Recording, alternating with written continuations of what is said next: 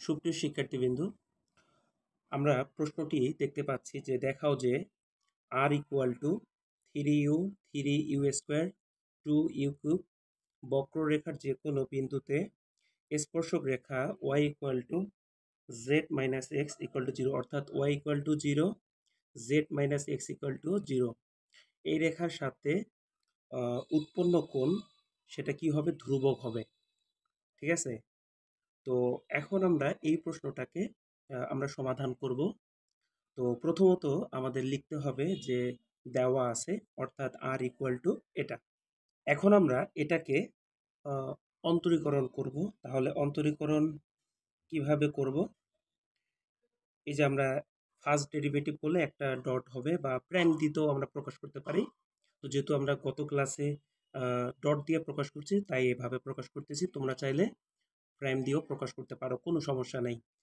আরেকটা বিষয় সেটা হলো যে আমি গত ক্লাসে বলছিলাম যে এখানে যদি ইউ থাকে তাহলে আমাদের এই পুরোটাকে ইউ এর সাপেক্ষে ডিফারেন্সিয়েশন করতে হবে।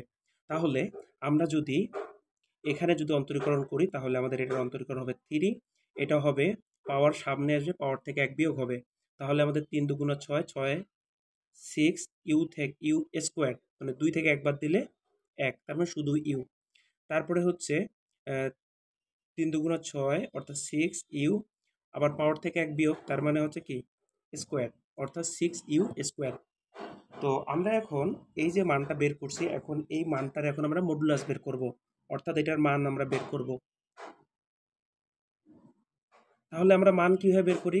প্রথমে হচ্ছে রুট ওভার, তারপরে হচ্ছে আমাদের এই প্রত্যেকটার উপরে স্কোয়ার দিয়ে মাঝখানে যোগ, তার মানে আমরা এটাকে 3 উপরে স্কোয়ার করলে 9, আর 6 ইউ এর উপরে স্কোয়ার করলে 36 ইউ স্কোয়ার, প্লাস এটার করলে আমাদের আসে 36 ইউ স্কোয়ার আছে, তার উপর আবার স্কোয়ার হলে এটা হবে আমাদের 4। তো এখন আমরা এখান থেকে কি কমন নিব? এখান থেকে আমরা যে কাজটা করব সেটা হচ্ছে যে আমরা 9 কমন নিতে পারি। আমরা যদি 9 কমন নিই তাহলে এখানে কি থাকবে? 1 প্লাস 4 নং 36, তার মানে আমার এটা হবে কি 4 ইউ স্কোয়ার, প্লাস এখানেও 4 ইউ পাওয়ার 4। ঠিক আছে, এরপরে হচ্ছে আমরা রুট 9, তাহলে রুট 9 বলতে আমরা 3 বলতে পারি, বসাতে পারি তার মান। এরপরে আমাদের এখানে একটা সূত্র হয়ে গেছে, সূত্রটা কি? a প্লাস বি হোল স্কয়ারের সূত্র, অর্থাৎ আমাদের এটা হচ্ছে আমাদের সূত্র। ঠিক আছে, তাহলে এখন আমাদের 1 প্লাস 2 ইউ হোল স্কোয়ার এইটা সমান সমান হচ্ছে এটা আমাদের সূত্র অনুযায়ী আর কি হয়েছে, এগুলো ব্যাপারগুলো তোমরা বুঝতেছো। এরপর হচ্ছে আমাদের রুটে স্কয়ারে কি যাবে? কাটা যাবে, তাহলে আমার এটা থাকবে কি 3 ইন্টু 1 প্লাস 2 ইউ। তাহলে আমাদের মডুলাস অফ আর এর আর প্রাইমের মান হচ্ছে কত? 3 into 1 plus 2 u, 3 into 1 plus 2 u. তো এখন আমরা এটার একক ভেক্টর বের করব, একক স্পর্শ ভেক্টর। যেহেতু আমাদের প্রশ্নের মধ্যে বলছে যে কোনো বিন্দুতে, ঠিক আছে, প্রশ্নটাতে বলছে যে কোনো বিন্দুতে স্পর্শক, তার মানে আমরা লিখব সুতরাং প্রদত্ত বক্ররেখার যে কোনো বিন্দুতে একক স্পর্শ ভেক্টর। তাহলে একক স্পর্শ ভেক্টরটা কি? আমাদের স্পর্শ ভেক্টর হচ্ছে যে ভেক্টরটা দেওয়া থাকবে ওই ভেক্টরটার মান দিয়ে ভাগ করলেই আমাদের হয়।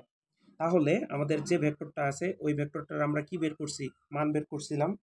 ঠিক আছে, তাহলে এটা সরাসরি আমাদের, এবং ওইটার কি মান, ওইটার হচ্ছে মান দিয়ে ভাগ করলে আমাদের কি একক ভেক্টর আমরা পেয়ে যাই। এবার হচ্ছে আমাদের এটারও মান আছে, এটারও মান আছে, আমরা জাস্ট মানগুলো বসাই দিব। তাহলে এটার মান আমরা কি বের করছি? এটার মান আমরা বের করছি 3 6 ইউ স্কোয়ার, আর এটার মান আমরা একটু আগে বের করলাম 3 ইন্টু 1 প্লাস 2 ইউ। এটা হচ্ছে আমাদের মানটা, জাস্ট আমরা কি করলাম? বসাই দিলাম। এখন হচ্ছে আমরা যে কাজটা করতে পারি সেটা হচ্ছে এখান প্রত্যেকটা থেকে আমরা কি 3 কমন নিতে পারি, তাহলে কি হবে? তাহলে আমাদের আর কি কাটাকাটি করে আর কি করতেও পারি, তা আমি এখানে সংক্ষেপে করতেছি 2 ইউ, তারপরে হচ্ছে 2 ইউ স্কোয়ার, আর আমাদের যে উপরে নিচে 3 3 বাদ, তার মানে 1 প্লাস 2 ইউ। ঠিক আছে, 1 প্লাস 2 ইউ। এখন হচ্ছে কি, এখন আমরা লিখতে পারি 1 বাই এটা, 2 ইউ বাই এটা, 2 ইউ স্কোয়ার বাই এটা। জাস্ট আমরা এটাকে আলাদা করে নিচ্ছি 1 প্লাস 2u, তারপরে হচ্ছে 2u বাই 1 প্লাস 2u, একই রকমভাবে 2u square by 1 plus 2u। ঠিক আছে, এই যে আমরা মানগুলো বের করে নিলাম। এখন আমরা এদের যে কাজটা করব সেটা হচ্ছে দিক কোসাইন ধরে নিব। ঠিক আছে, তাহলে আমাদের এখন লিখতে হবে যে প্রদত্ত বক্ররেখার যে কোনো বিন্দুতে স্পর্শক রেখার দিক কোসাইন L1, M1, N1 ধরে নিব। ওকে, এখন আমরা এই যে দিক কোসাইনগুলো ধরে নিলাম L1, M1, N1। এই L1 সমান সমান হচ্ছে আমাদের প্রথমটা অর্থাৎ x এর ভ্যালুটা, M1 সমান সমান y এরটা, N1 ইকুয়াল টু জেডটা। তাহলে আমরা এখন সুতরাং দিয়ে লিখতে পারি যে L1 equal to 1 by 2u 1 plus 2u, এরপর হচ্ছে M1 equal to 2u by 1 plus 2u, এরপর হচ্ছে N1 equal to 2u square divided by 1 plus 2u। এই যে আমরা কি করে নিলাম, জাস্ট এখান থেকে আমরা দিক কোসাইনগুলোর মান ওই একক স্পর্শ ভেক্টর যে আছে সেখান থেকে আমরা মানগুলো বের করে নিলাম। ঠিক আছে, প্রদত্ত সরলরেখার সমীকরণটা ছিল y equal to 0, z minus x equal to 0। তাহলে আমরা এখান থেকে লিখতে পারি এভাবে যে z ইকুয়াল টু এক্স। এখন আমরা এটাকে আমরা দিক কোসাইনের রূপে প্রকাশ করব। তাহলে দিক কোসাইনের রূপে যদি প্রকাশ করি তাহলে এক্স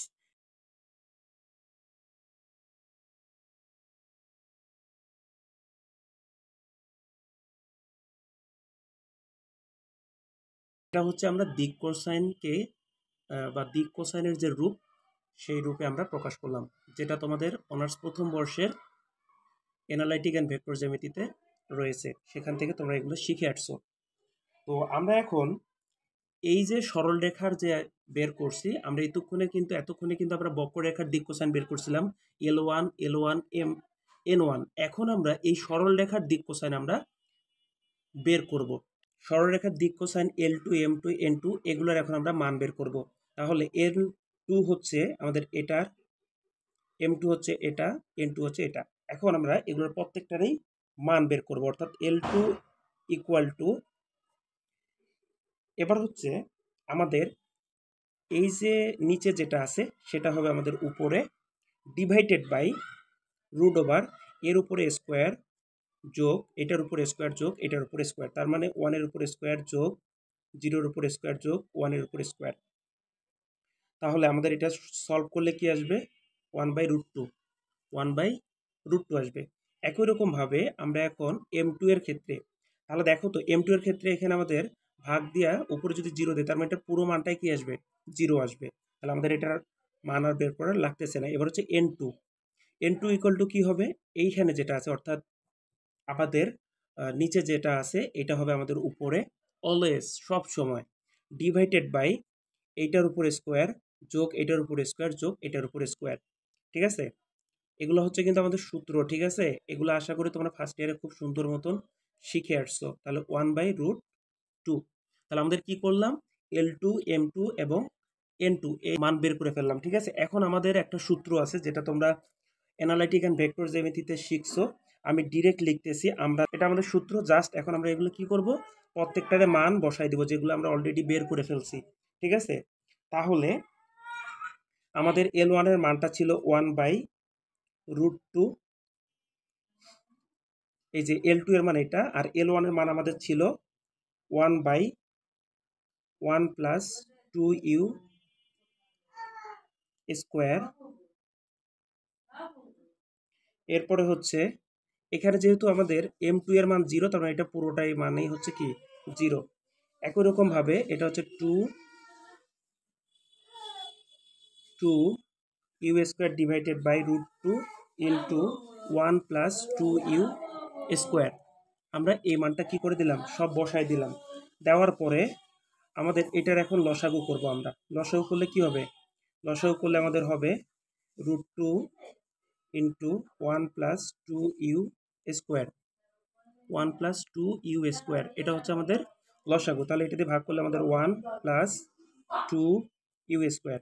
তাহলে আমাদের এটা আসতেছে 1 plus 2u square, 1 plus 2u square বাদ, তার মানে আমাদের উপরে থাকতেছে 1, নিচে থাকতেছে √2।